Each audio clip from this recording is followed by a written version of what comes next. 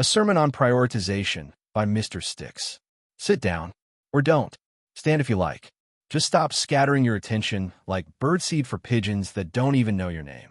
We need to talk about prioritization.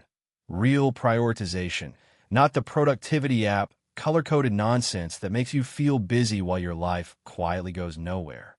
Prioritization, at its core, is an energy economy. You have a fixed budget. You don't get a stimulus check from the universe. You wake up every day with a limited supply of focus, patience, courage, and emotional bandwidth. Spend it well, and you compound. Spend it poorly, and you'll be exhausted, resentful, and strangely proud of how much nonsense you tolerate. Let me be clear, because subtlety is wasted on chaos. Everything and everyone you allow access to you is either building you or draining you. There is no neutral. Neutral is a lie told by people who don't want to take responsibility for the effect they have on others. Now, before you start nervously auditing your friend group like an insecure tyrant, relax. This isn't about cutting people off to feel superior. It's about alignment, about direction, about understanding that you are becoming something, whether intentionally or accidentally, and the energy you accept is voting on what that something will be. Here's the first uncomfortable truth. You don't rise to your goals. You sink to your priorities. If your days are filled with gossip, distraction, performative outrage, and low-resolution thinking, then don't be shocked when your life mirrors that grainy image. You've been marinating in static and wondering why you can't hear the signal. People love to say, "I'm open to everything." That's not enlightenment.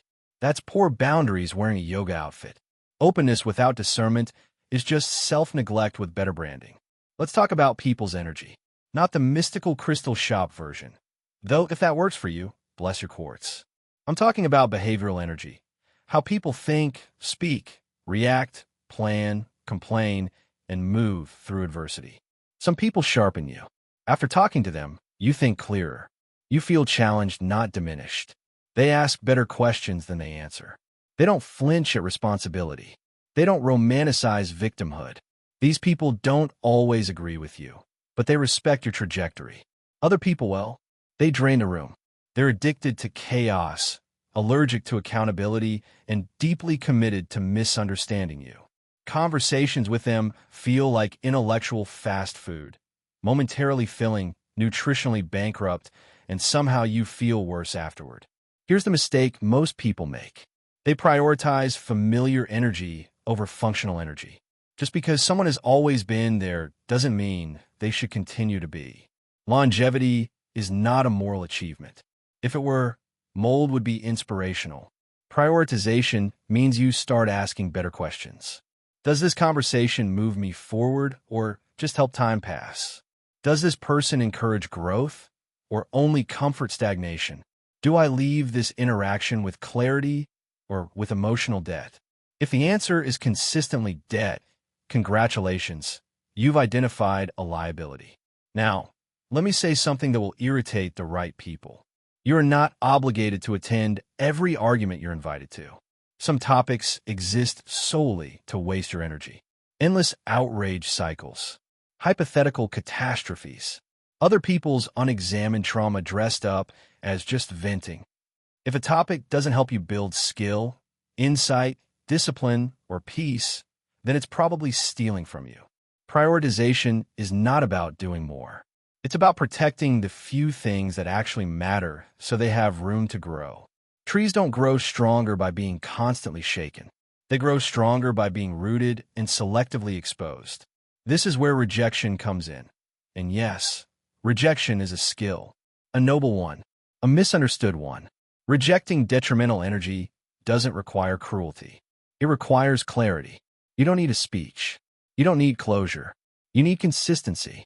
Less access. Fewer reactions. Shorter explanations. Firmer no's. Silence, used correctly, is not avoidance. It's filtration. Here's a rule I live by, and I hate rules, which should tell you something. If something repeatedly costs you your peace, it's too expensive, no matter how cheap it looks on the surface. Opportunities can be draining. Relationships can be draining.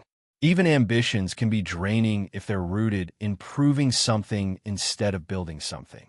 Prioritization means you periodically ask, why am I carrying this? And you answer honestly, not heroically. You don't need to optimize your entire life.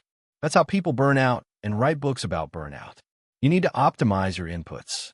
What you read, what you listen to, who you give your best hours to, what you tolerate in your internal dialogue.